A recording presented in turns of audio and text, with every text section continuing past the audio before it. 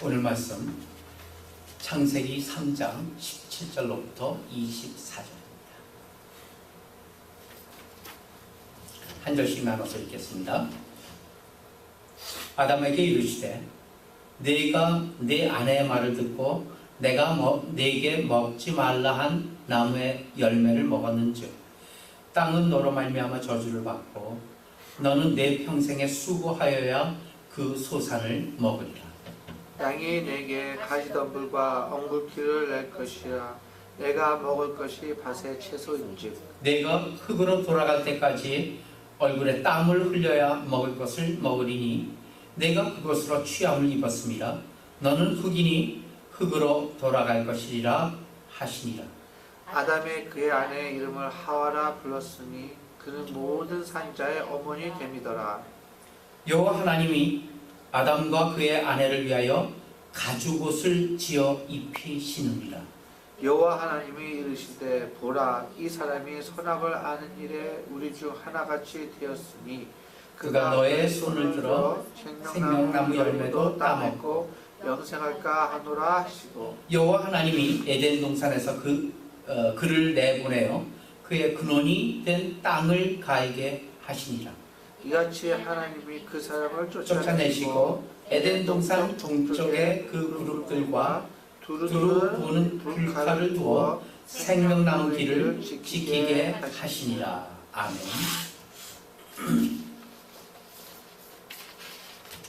아담과 하와가 원죄, 우리는 이 기독교 신앙을 갖고 있는 모두가 다 알다시피 이 원죄, 첫 번째 죄죠.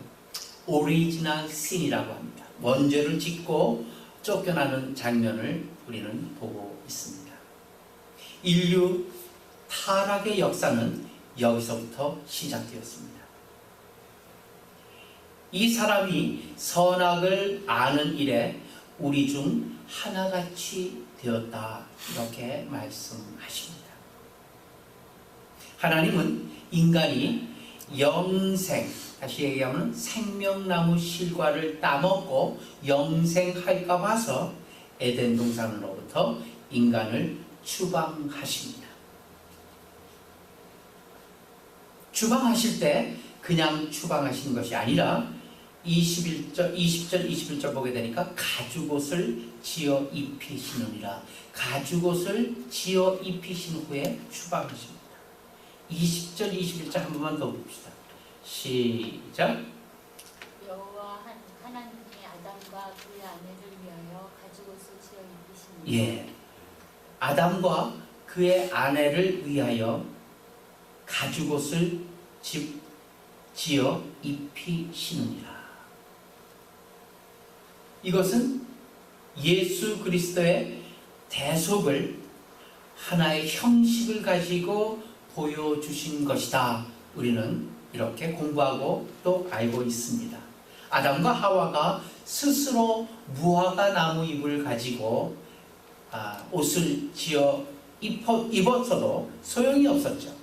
그래서 하나님께서는 짐승의 가죽으로 옷을 지어서 입히신 것입니다. 이것은 우리가 알다시피 예수 그리스도의 대속을 어떤 형식을 가지고 보여주신 것이다. 그래서 이걸 원시복음이다, 이렇게도 얘기합니다. 구원은 예수 그리스도의 대속의 결과가 구원입니다. 예수님께서 우리를 대신해서 속죄하신 것, 그것이 곧 구원인데, 창세기 3장에 이 짐승의 가죽옷을 지어 입힌 그것, 그리고 또 뒤에 나오는 여인의 후손이 뱀의 후손을 다 멸할 것이다 라는 이 말씀들, 이 약속들, 이때서부터 사실 메시아 구원의 역사 세계로 메시아 구원이 역사적인 세계로 들어온 것이 사실입니다. 그때서부터 하나님의 구원의 계획은 시작되었고 실제적으로 구원의 역사는 시작되었던 것이죠. 대속의 시작을 우리는 의미하고 있습니다. 인간의 의로는 부끄러운 수치를 가릴 수 없습니다. 어떠한 인간이라도, 어떠한 인간의 의라도 자신의 부끄러운 수치를 가릴 수 없기에 하나님께서는 예수 그리스도의 피로 값주고 사신 그 의의 옷, 다시 얘기하면 거룩한 옷이라고도 얘기하죠. 그 옷 입혀주신 것이죠. 누구든지 예수 믿고 죄사함을 받게 되면 입게 되는 옷입니다. 그렇죠? 우리가 예수 믿고 죄사함을 받았다는 것 자체가 옷을 입는 것입니다. 무슨 옷을? 의의 옷을. 그래서 칭의라는 어떤 신학적인 개념도 여기서 나오게 되죠. 우리를 의롭다 칭하시는 하나님의 결단이십니다. 의롭다 칭한다는 것은 무엇이죠? 의로워서 의롭다고 얘기하는 게 아니죠. 그냥 의롭지 않지만 하나님께서 의로운 것으로 쳐주시는 것입니다. 그것이 의롭다 칭하는 의의 옷입니다. 그래서 흰옷이라고도 하죠.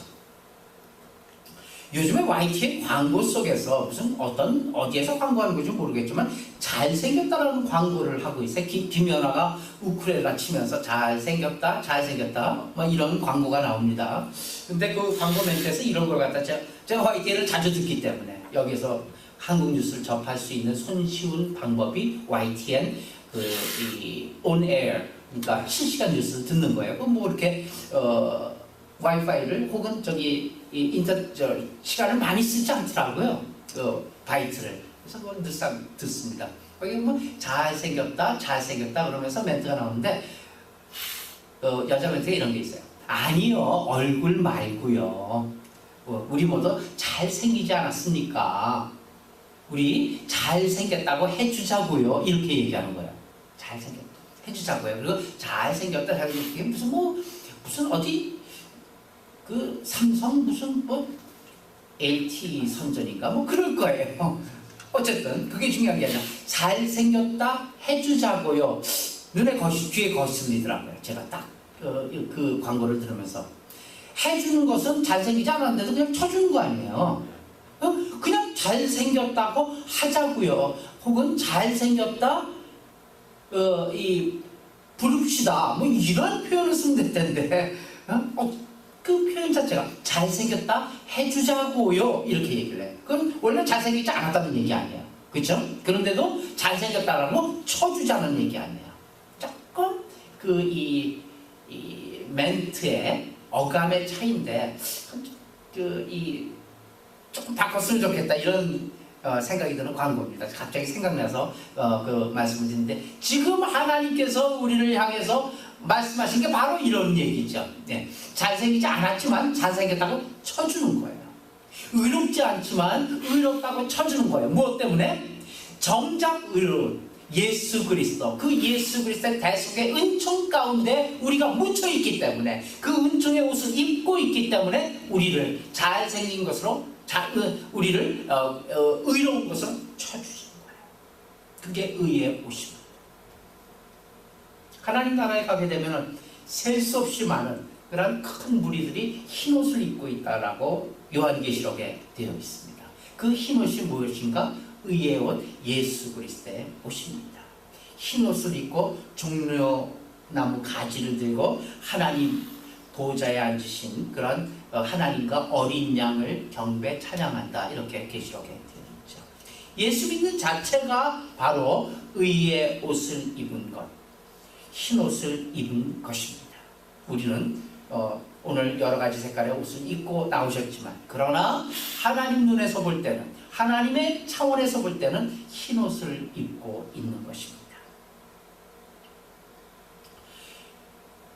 복음서에 보게 되면 아버지 집을 나와서 재산을 탕진한 탕자라는 비유가 나오죠. 그죠?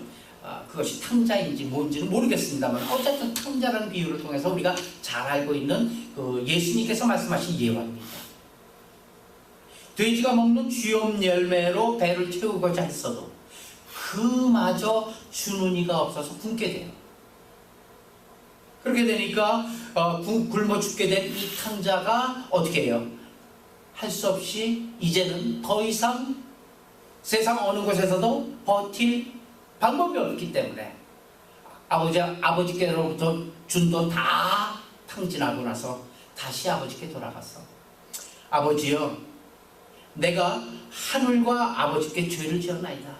이제 아버지의 아들이라 부르는 것도 과히 그렇게도 그럴 자격이 없습니다. 그러니까 다만 저를 일꾼 중에 하나로 쳐주시고 열심히 일하는 만큼 아버지 먹을 것만 주세요. 이렇게 부탁할 생각을 단단히 가지고 아버지 집으로 돌아오지 않습니까? 아버지가 돌아오는 아들을 멀리서 보고 알아보고서 보선벌로 가서 아들을 갖다 부둥켜 안습니다. 아버지는 그 아들의 몰골을 보게 되면 오히려 아들이 아버지를 먼저 발견해야 될 텐데 오히려 아버지가 아들을 먼저 발견하는 그것도 은혜지요. 그리고서 입을 맞춘 후에 그 아들은 뭐라 그러냐면 아버지 제가 하늘과 아버지께 죄를 지었으니까 아들이라고 할 자격이 없습니다. 그 생각한 대로 그대로 얘기합니다. 다만 저를 일꾼의 하나로만 써주세요. 그리고 굶주린 배만 좀 채울 수 있으면 저는 평생 만족하겠습니다. 이렇게 봅니다. 그러니까 아버지는 안 그러신단 말이에요. 종들에게 어떻게 얘기하죠? 한번 가봅시다. 종들에게 얘기하는 부분부터 제가 발췌했습니다. 같이 한번 보시죠. 아버지는 종들에게 이르되 제일 좋은 옷을 내어다가 입히고 손에 가락지를 끼우고 발에 신을 신기라. 그리고 살진 송아지를 끌어다가 잡으라. 우리가 먹고 즐기자. 이 내 아들은 죽었다가 다시 살아났으며 내가 잃었다가 다시 얻었노라 하니 그들이 즐거워하더라. 아버지의 마음은 달랐습니다. 제일 좋은 옷을 내어다가 입히고 손에는 가락지를 끼우고 발에 신을 신기라 하셨습니다. 그리고 살찐 송아지를 잡아서 먹고 즐기자. 내 아들은 어떻게 했다고요? 죽었다가 다시 살아났다. 아버지 집을 나간 것이 죽은 것이죠. 의미가 있는 얘기들 아닙니까? 비유로서 바로 우리 크리스찬과 하나님과의 관계를 얘기하고 있는 것이죠. 내가 잃었다가 다시 얻었노라 하니 모두가 저희가 즐거워하였다. 여기서 아버지가 돌아온 탕자에게 제일 좋은 옷을 입혔다는 그 이야기. 제일 좋은 옷을 입혔다는 건 뭐예요? 아들의 죄를 깨끗이 용서해 주셨다는 의미죠. 그리고 손에 가락지를 끼우고, 가락지라는 건 무엇입니까? 자신의 권위를 나타내는 인장 반지 아니겠습니까? 뭐 그냥 아무 의미 없는 금가락지 끼우겠습니까? 그렇지 않죠? 아버지의 권위, 아버지를 대신하는 그런 옛날에는 그 인장 반지로 콩 도장을 찍곤 하였던 그 인장 반지, 그 권위를 나타내는 인장 반지를 아들에게 주었다고 하는 것은 곧 자신의 권한을 아들에게 그냥 몽땅 다 위임하는 것을 이야기합니다. 집을 떠나서 아버지의 재산을 탕진하는 거로 가산에 대한 모든 권한을 다 잃어버린 아들이지만 이제 다시 돌아옴으로써 가산에 대한 아들의 모든 권한이 회복되었다는 것을 예수님은 예화로 들어서 우리의 신분을, 하나님과 우리의 관계를 설명하고 있습니다. 우리도 마찬가지. 세상에서 죄인의 종노릇하며 살다가 예수 믿고 회개해 하나님 앞으로 돌아와 진정한 자유인이, 진정한 하나님의 자녀가 되었습니다. 예수 믿고 죄 사함을 받아서 거룩한 하나님의 자녀가 되어서 이젠 하나님의 나라를 유업으로 받을 자가 되었다는 얘기입니다. 아버지가 돌아온 탕자에게 거저 베푸시는 은혜, 그 은혜를 우리 모두도 남김없이 다 받은 신분이 되었다는 얘기입니다. 이를 두고 로마서는 이렇게 설명을 하고 있습니다. 로마서 3장 22절부터 26절까지입니다. 한 절씩 나눠서 봅니다. 곧 예수 그리스도를 믿음으로 말미암아 모든 믿는 자에게 미치는 하나님의 의인이 차별이 없느니라. 모든 사람이 죄를 범하였음에 하나님의 영광에 이르지 못하더라. 그리스도 예수 안에 있는 속량으로 말미암아 하나님의 은혜로 값없이 의롭다 하심을 얻는 자 되었느니라. 이 이 예수를 하나님이 그의 피로 믿음으로 말미암은 화목제물로 세우셨으니 이는 하나님께서 길이 참으시는 중에 전에 지은 죄를 간과하심으로 자기의 의로우심을 나타내려 하심이 다같이 곧 이때 자기의 의로우심을 나타내사 자기도 의로우시며 또한 예수 믿는 자를 의롭다 하려 하심이라. 아멘.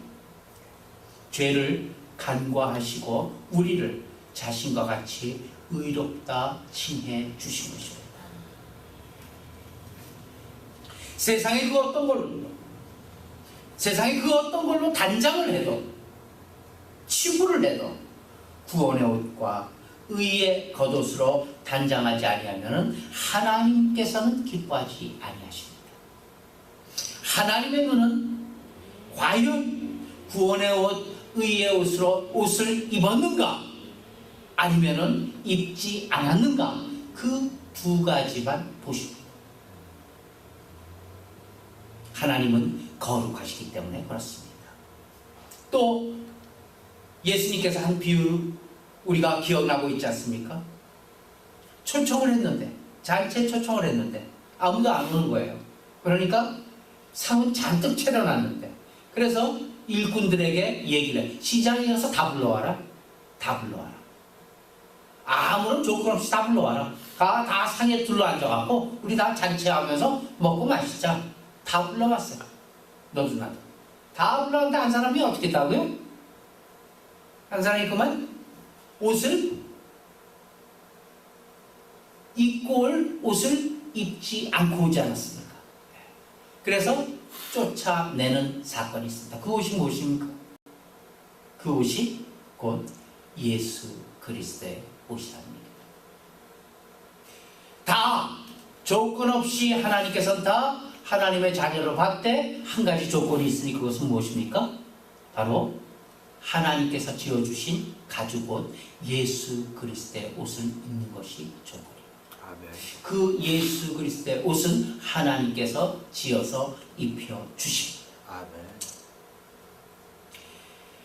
자, 그럼 여기서 마지막으로 다시 한번 이 가죽 옷을 지어 입히신 20절과 21절을 하나님 쪽에서 살펴보는 것이 오늘의 기본입니다.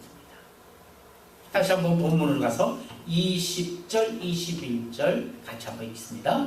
시작. 아담이 그의 아내 이름을 하와라 불렀으니 그는 모든 산자의 어머니가 됩니더라. 여호와 하나님이 아담과 그 아내를 위하여 가죽옷을 지어 입히시느니라. 사실 아담과 하와는 자신이 엮어서 만든 무화과 나무잎을 입고 있었습니다. 그런데 그것을 치우고 하나님께서는 유독 가죽옷을 지어 입히셨다는 사실. 이 장면을 신학자 본 회퍼는 이렇게 얘기합니다. 고칠 수 없는 것은 감추고 있을 수밖에 없다. 한번 같이 따라할까요? 고칠 수 없는 것은 감추고 있을 수밖에 없다. 시작. 고칠 수 없는 것은 갖출 수 있을 수밖에 없다. 감추고 있을 수밖에 없다.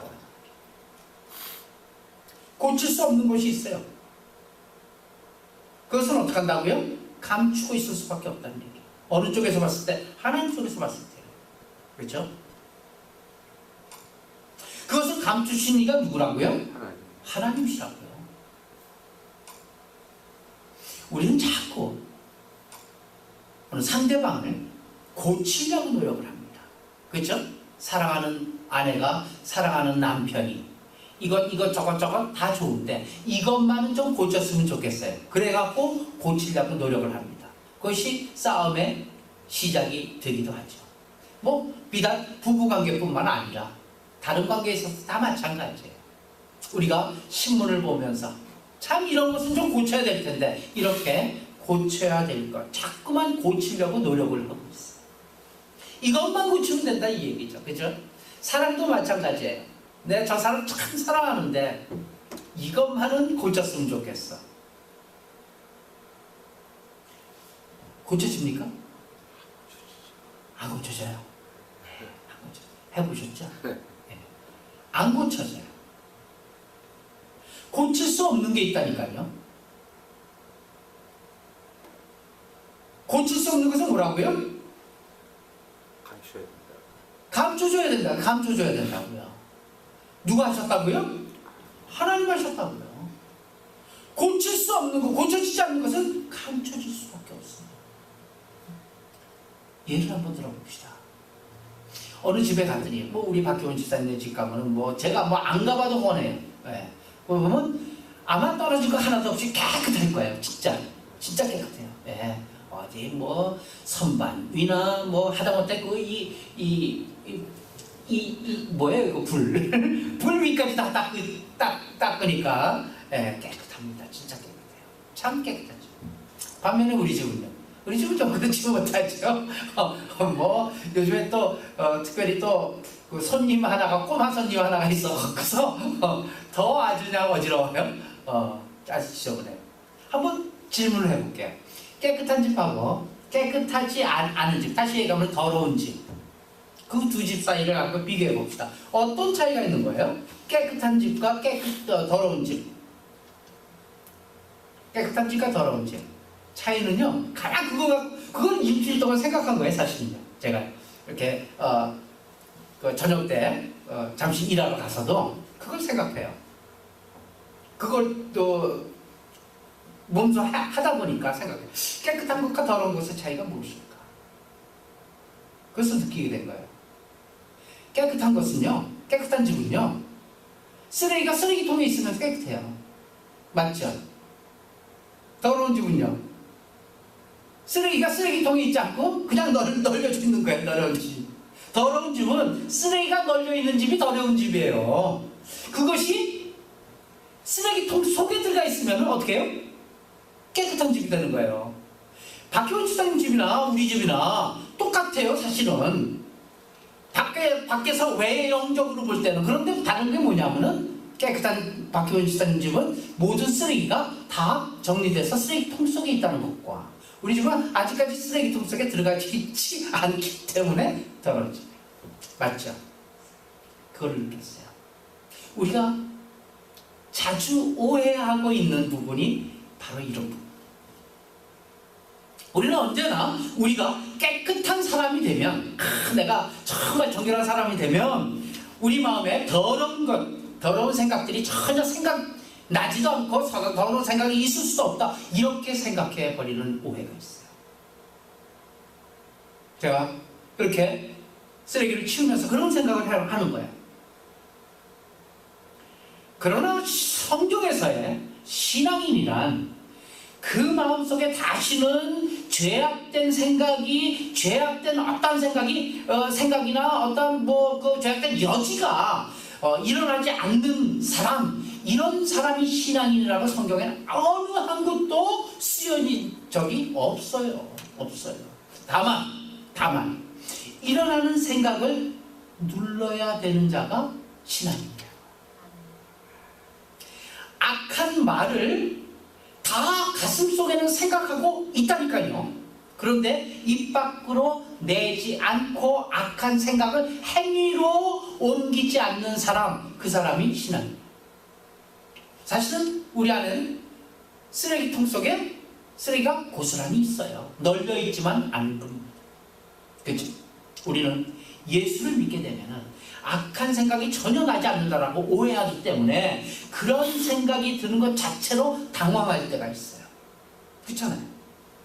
그런데 그러면서 또 결벽증에 걸리는 사람들도 있어요. 왜 이렇게 더러운 생각이 나한테 있어? 내가 하나님을 잘못 믿는 건가? 이렇게까지도 생각할 수가 있어요. 하나님을 믿는 것이 아니지 않는가? 아니야. 무슨 일이 일어나면 제일 먼저 욕먹는 사람이 누구냐고요? 교인이에요, 교인. 그렇죠? 문창극 지금 총리 후보가 오늘 내일간에 무슨 어떤 모종의 결과가 나올 터인데, 오늘 아침 또 보니까 문창극 지지 카페가 생겼어요. 문창극이 옳다 이 얘기예요. 문창극 후보가 총리 후보로 가장 올바른 사람을 잘 선택을 했다. 이런 지금 지지카페가 있어요.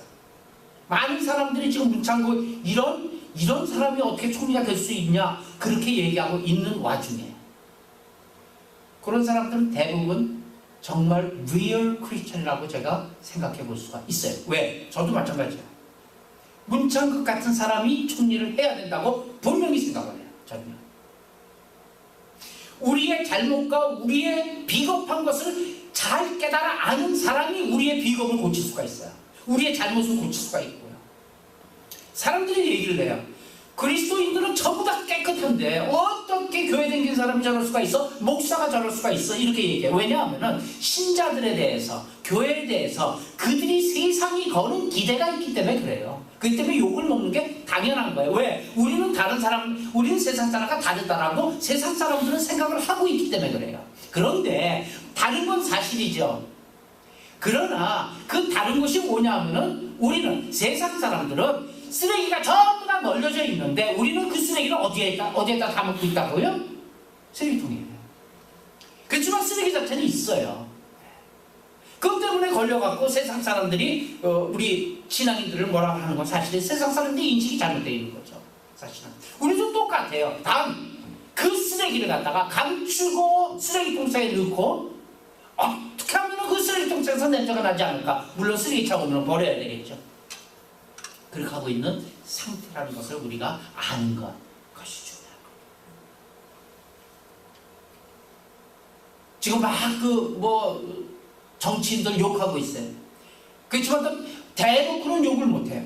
그런 사람들을 보면서 또 뭐라 그래? 사람들은 뒤에서 욕하는 것과 앞에서 욕하는 것 어떻게 정말 그러면은 정말 그렇게 생각하면 그 사람 앞에서 욕해봐. 막 이렇게 얘기를 해요. 여러분. 뒤에서 욕하는 것과 앞에서 욕하는 것 중에 누가 더 나빠요? 뒤에서 욕하는 게 나빠요? 앞에서 욕하는 게 나빠요? 어때? 한번 깊이 한번 생각해 보세요. 어떤 게 더 나쁠까요? 다 욕해요. 지금 얘기하는 거와 같이 다 욕을 할 수가 있고 다 욕을 해요. 그런데 앞에서 욕하는 것은 뭐예요? 예의가 없죠. 앞에서 욕하는 건 훨씬 더 나빠요. 사실은. 왜냐하면요. 뒤에서 욕하면은 치사하다고 지금 비난받잖아요. 어떻게 사람이 당당하지 못하고 당당하게 정말 그렇게 생각하면 앞에서 해봐 이렇게 얘기하지만요. 앞에서 얘기하는 건 예의를 차리지 못하는 거예요. 뒤에서 욕하는 건요 예의를 지키는 거예요. 사실. 그렇잖아요. 앞에서 욕하지 않는 건 뭐예요? 싸우자는 얘기 아니에요. 당신 그럴 수 있어? 싸우자는 얘기 아니에요. 근데 뒤에서 욕하는 건 뭐예요? 앞에서 욕하나 뒤에서 욕하나 다 욕하는 건 사실인데 뒤에서 욕하는 거는 싸우지는 않겠다는 얘기예요. 그렇죠? 욕하는 것 자체가 다 잘못된 것이죠. 깨끗한 사람이란 주머니에 손수건 넣어갖고 다니는 사람이에요. 나는 어떤 사람인가? 손수건 넣어갖고 다니는 사람이에요. 저는 평생 손수건을 한 번도 넣어갖고 다닌 적이 없어갖고 그 말할 자격이 전혀 없는 사람. 그런데 깨끗한 사람이란 손수건 넣어갖고 있는 사람. 왜? 손수건이란 어떤 거예요? 깨끗하게 간수하는 게 아니에요. 여기다 끼는 게 손수건이 아니라 손수건은 코 나오면 코 닦고 더러운 거 있으면 더러운 거 닦아내는 그런 수건이 손수건이에요. 그런 거를 갖고 다니는 사람이 깨끗한 사람 아니에요? 손수건 안 갖고 다니는 더러운 사람. 우리에게 있는 것들은 감춰야 할 것이 사실 맞습니다. 고칠 수 없으면 감춰야 한다는 사실. 누구를 이해하거나 누구와 화해하는 문제에 있어서도 마찬가지입니다. 그렇게 쉽게 됩니까? 난 그 사람 참 이해해. 그 사람 또 어떤 면에서는 이해 못하잖아요. 사실은. 그 이해하는 것이 그렇게 쉬운 문제 아니에요. 화해하는 문제도 그렇게 쉬운 문제 아니에요. 그렇게 쉽게 되지도 않습니다. 하나님이 인간을 얼마나 깊고 오묘하게 만드셨는가를 우리는 이해해야만 되는 것입니다. 그러한 인간의 측면을 하나님 쪽에서 이해하는 구절이 바로 오늘 본문 중에서 22절에 가지고 오시라는 얘기예요. 그렇죠? 그래서 하나님이 인간을 구원하시는 방법으로 십자가를 쓰실 수밖에 없었다는 것을 기억해야 하는 본문. 왜 예수님이 오셔야만 됐는가? 바로 가죽으로 때문에. 그러나 우리는 그 하나님을 생각한대요. 얼마나 하나님이 우리 인간을 인간 대접하는 것이었어요. 가죽 옷을 지어 입히시고, 또 인간이 또 얼마나 대단한 존재로 하나님 앞에 만들어졌는가를 기억할 수 있는 내용이 바로 가죽 옷입니다. 그러므로 어떤 의미에서는 남이 나를 뒤에서 흉보는 것은 당연히 용납해야 되겠죠. 당연히 흉봐요. 나를, 모든 사람을 뒤에서 다 흉봐요. 그걸 받아들여야죠. 우리도 남을 뒤에서 흉보아야 간신히 넘어갈 수 있는 일이 있다는 것도 우리가 이해해야 돼요. 그러면서 우리는 사람들을 사랑으로 용서하는 마음을 넓혀야만 될 것입니다. 그것이 바로 가죽옷입니다. 사랑과 용서의 마음은 그리 쉽게 생기지 않죠. 많은 시행착오, 좌절, 성격적인 결함, 치명적인 실수, 이런 것들을 다 경험하고 연습하고 훈련받아서 그래서 결국은 고쳐져 오는 것이 사랑과 용서의 마음입니다. 누구나 속마음에 더러움과 더러운 유혹을 받는다는 사실을 기억하시길 바랍니다. 그것이 없어서 깨끗한 사람이 아니라 십자가 아래 묻어서 성결을 유지하는 것이라는 사실을 기억하시길 바랍니다. 고칠 수 없는 것, 감추고 있을 수밖에 없다는 사실. 마태복음 22장 35절 이하에서 한 율법사가 예수님을 시험해서 묻죠. 선생님, 율법 중에 어느 계명이 가장 크나이까? 예수님께서 대답하죠. 내 마음을 다하고 목숨을 다하고 뜻을 다하여 너의 주 하나님을 사랑하라. 그것이 첫째 되는 계명이라. 또 둘째는 이와 같으니 내 이웃을 내 자신같이 사랑하라. 이렇게 하셨습니다. 그리고 이 두 가지 계명은 온 율법과 선지자의 강령이라 하신 그 말씀을 다시 한번 우리 같이 한 목소리로 봅시다. 시작. 그 중에 한 율법사가 예수를 시험하여 묻되 선생님, 율법 중에서 어느 계명이 크니까? 예수께서 이르시되 내 마음을 다하고 목숨을 다하고 뜻을 다하여 주 너의 하나님을 사랑하라 하셨으니 이것이 크고 첫째 되는 계명이요 둘째도 그와 같으니 내 이웃을 내 자신같이 사랑하라 하셨으니 이 두 계명이 온 율법과 선지자의 강령이니라. 아멘. 어떻게 하는 것이 내 자신과 같이 내 이웃을 사랑하는 것인가? 고칠 수 없는 것을 감춰주고 덮어주는 것이 하나님께서 우리에게 베푸신 사랑입니다. 우리가 그 사랑을 전하고 그 사랑을 이웃에게 베푸는 일, 이것이 우리의 믿음이요 우리의 나아갈 길이라는 사실이에요. 때문에 고칠 수 없는 것을 감춰주고 덮어주는 사랑, 이 사랑으로 하나님의 사랑을 흉내내는 우리 모두가 되시길 예수님의 이름으로 축원합니다. 아멘. 기도합시다.